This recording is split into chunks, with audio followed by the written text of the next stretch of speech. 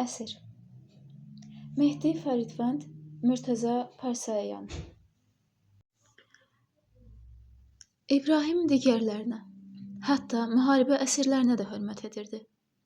O deyirdi, bu düşmənlərimizin çoxu cahil və məlumatsız adamlardır. Gərək həqiqi İslamı bizdən öyrənsinlər.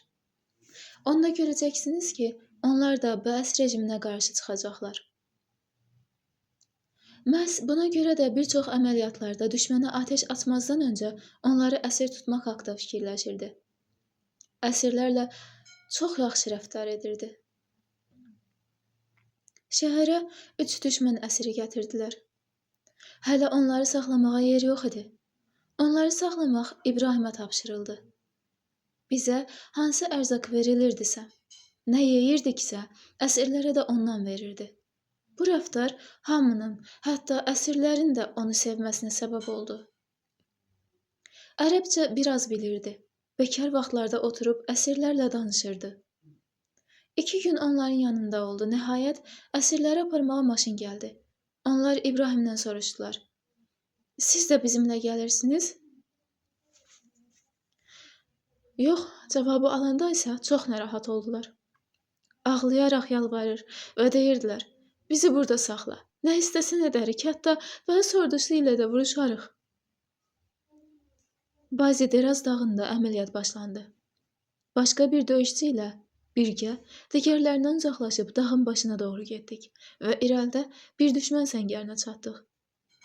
Silahla işarə verdim ki, bayıra çıxsınlar. O qədər olacaqlarını düşünməzdim. Biz 2 nəfər idik, onlarsa 15 nəfər. Dedim ki, bayıra çıxın, ancaq yerlərindən tərpənmədilər. Bizim aramızda elə qaldılar ki, hər an bizə hücum edə bilərdilər. Bəlkə də bizim yalnız 2 nəfər olduğumuzu düşünmürdülər. Yenidən qışqırdım. Hərəkət edin. Əlimlə də işarə etdim, amma hamısı arxadakı komandirə baxırdı. Bəsçi zabit qaşlarını qaldırdı. Yəni ki, getməyin. Çox qorxdum. O vaxta qədər elə vəziyyətə düşməmişdim. Qorxudan ağzım acılaşmışdı. Bir anlığa hamısını vurmağı fikirləşdim, amma bu düzgün deyildi. Hər an pis hadisə baş verə bilərdi. Qorxudan silahı möhkəm-möhkəm tutdum. Allahdan kömək istədim. Birdən səngərin arxasından İbrahimi gördüm. Bizə doğru gəlirdi. Çox rahatlaşdım. Yaxınlaşanda əsirlərə baxa-baxa dedim. Ağa İbrahim, kömək. Nə olub? Problem o zabitdir. Bunların çıxmasına icazə vermir. Əlimlə zabiti göstərdim. Geyimi və paqonları fərqli idi. İbrahim silahını çiyninə atıb onlara yaxınlaşdı. Bir əli ilə zabitin yaxasından, o biri əli ilə də kəmərindən tutub qaldırdı. Bir neçə metr irəlidə qayanın yanına gətirdi. Bütün İraqlılar qorxudan yerə oturub əllərini qaldırdılar. Zabit dayanmadan yalvarıb deyirdi. Əl dəxil, rəhm, rəhm. Sevincimdən yerə göyə sığmırdım. Bir qədər əvvəlki bütün qorxularım yox olmuşdu. Allah İbrahimi bizə köməyə göndərmişdi. Şabanın 15-i Şəhidin dostları İbrahim Şaban ayının 15-də axşamüstü qərargaha girdi. Gecədən ondan xəbəri yox idi. Özü ilə bir düşmən əsiri də gətirmişdi. Ağa İbrahim, hardasan? Bu kimdir? Gecə düşmən mövqelərinə getmişdim. Yolun kənarında gizlənib maşınların get-gəlinə fikir verdim. Yol boşalanda gördüm ki, bir minik avtomobil mənə doğru hərəkət edir. İçində sürücüdən başqa heç kim yox idi. Tez yolu kəsib düşmən zabitini əsir tutdum. Yolda öz-özümə dedim ki, bu da bizim İmam Mehdiyə hədiyyəmiz olsun. Lakin sonra sözümə peşman oldum. Düşündüm ki, biz hara, İmam Mehdiyə hədiyyə vermək hara. Həmin gün uşaqlarla bir yerə toplaşdıq. Hər bir mövzuda söhbət oldu. Bir nəfər İbrahimdən soruşdu. Səncə, ən yaxşı komandirlər kimlərdir? Biraz fikirləşib dedi. Korpusda Məhəmməd Bürücerdi kimisini tanımıram.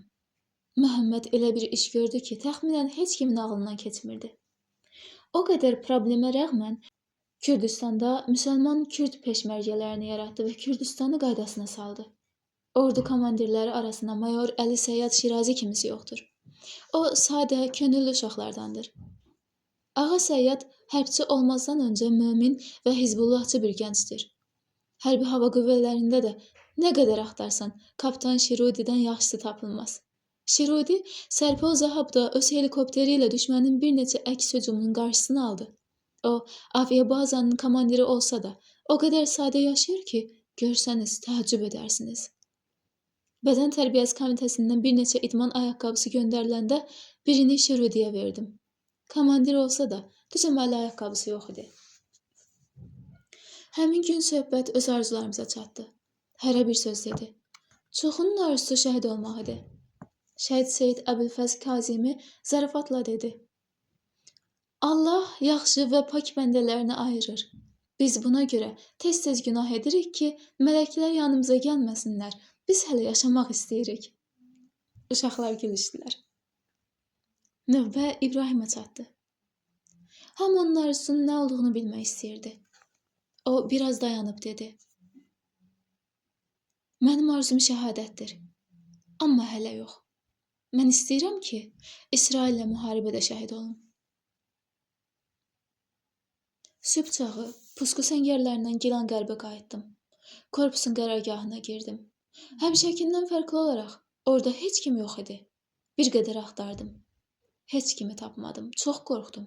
Düşündüm ki, birdən düşmənlər şəhəri ələ keçirmiş olarlar. Həyətdə qışqırdım. Kimsə yoxdur? Bir otağın qapısı açıldı. Uşaqların biri işarə ilə məni yuxarı çağırdı. Otağa girdim. Hamı sakit halda üzü qibləyə oturmuşdu. İbrahim yandakı otaqda tək oturub yanıqlı səslə oxuyur. İmam Mehdi ilə dərdləşirdi. Səsində elə qəribə kədər vardı ki, hamı ağlayırdı.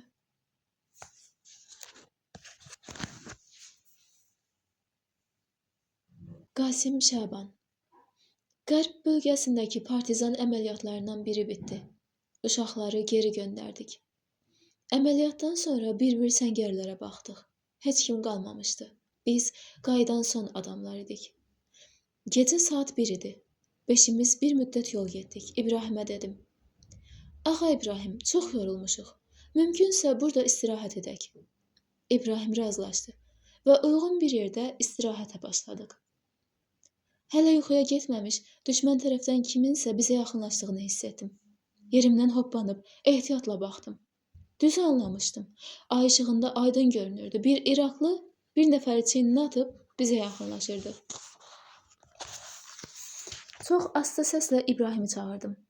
Ətrafa yaxşı baxdım. Başqa heç kəs yox idi. Bizə yaxınlaşanda yerimizdən çıxıb onun yolunu kəsdik. Düşmən əskəri çox qorxdu və orada yerə oturdu. Çiynindəki bizim bəsit uşaqlarımızdan biri idi. O yaralanıb qalmışdı. Çox təəccübləndim. Silahımı çiynimdən astım. Uşaqların köməyi ilə yaralını götürdük. Rıza soruşdu. Sən kimsən? Burada nə edirsən? Siz gedəndən sonra mən səngərləri gəzməyə başladım. Birdən bu gənci gördüm. Ağrıdan qıvrılır, Həzrət Əmir Əl-Mümini və İmam Məhdini çağırır. Öz-özümə dedim ki, Həzrət Əli xatirinə, nə qədər ki qaranlıqdır və bizimkilər gəlməyiblər, bu gənc sizin səngərinizin yaxınlığına çatmalıdır. Biz şiə əskərlər məcbur qalıb cəbhəyə gəlmişik. Çox təəccübləndim. İbrahim İraqlı əskərə dedi. İstəsən burada qal, qayıtma. İraqlı əskər köynəyinin cibindən bir şəkil çıxarıb dedi.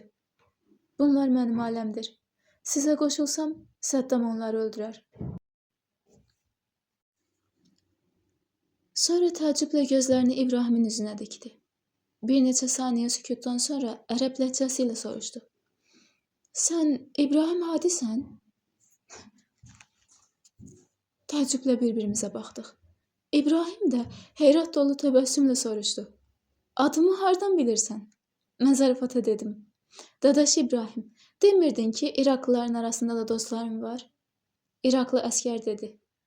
Bir ay öncə sizin və başqa bir neçə komandirin şəklini bütün birləşmələrə göndərib dedilər ki, bunların başını gətirən Səddam tərəfindən böyük mükafat alacaq.